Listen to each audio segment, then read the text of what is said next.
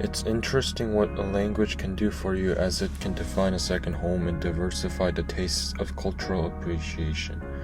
That's what it did for me, as I grew up in a second-generation immigrant family, as both of my parents were from South Korea. My sister and I had to learn both Korean and English from a very young age. To be honest, I didn't appreciate learning Korean from a young age. One day, our dad brought us to Korea over summer vacation. When we arrived, my parents threw us into traditional Korean public schools. One thing I noticed at first glance was that there was a huge cultural gap between schools in America and Korea. I noticed that the school layout was a lot different than from the US. For example, I noted that there were strict disciplines to follow, such as wearing separate shoes before entering classroom. Another thing I learned was that there was a hierarchy of some sort, that seniors had first privilege. Although it took a while to learn the basics, I quickly formed a bond with the students in the classroom. For sure, it was awkward learning to meet and greet new friends, especially in a new country. But realizing that I could speak their language, they seemed to be very open and include me in their daily activities. It seemed as if we were developing a sense of trust for one another, as I was able to communicate with them fluently. When it was the last day of summer before I departed back to America, it seemed as if leaving part of a family that I did not know existed, but made possible through the power of speaking their language. Another common perception I realized was that many of the actions that we take and think we practiced were influences taken from the very language itself. It makes me to one degree realize that many of the cultural views on topics such as politics takes varied stances on opinion because language has impacted their way of thinking.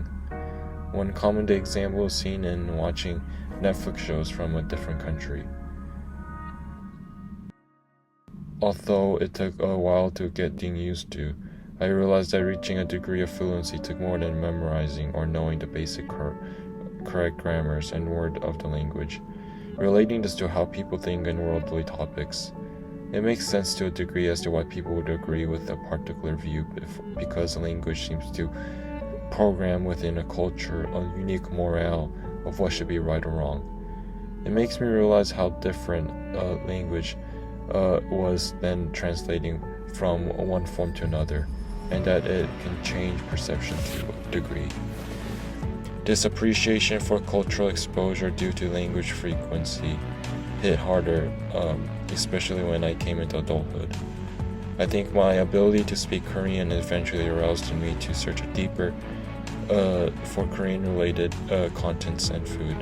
It's funny in a sense because many people in Korea think that Americans like I would be more adjusted to Americanized fast foods.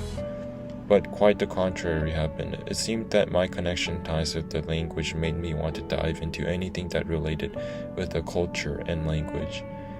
It's kind of like a magnet that seems to just pull me into more cultural aspects as I learned more of the language. One of the perks that I especially can know from exposure to Korean was my ability to form a deep relationship with my grandparents. I don't think I would have spent so much fun with my grandparents if it weren't for my ability to speak the language. It's one thing to learn a language for fun, but a whole different scenario when you can't talk with your relatives due to a language barrier. I've learned from that speaking Korean open ability to form deep relationships and connection of understanding.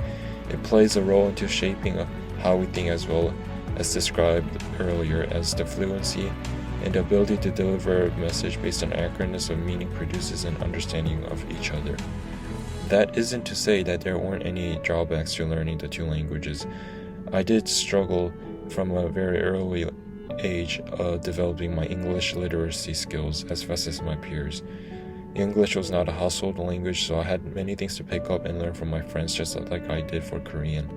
But it opened insight to the way I came about thinking. It gave me a broader scope to things I view even at daily tasks to this day, because different cultures took different influences based on the language of their identity.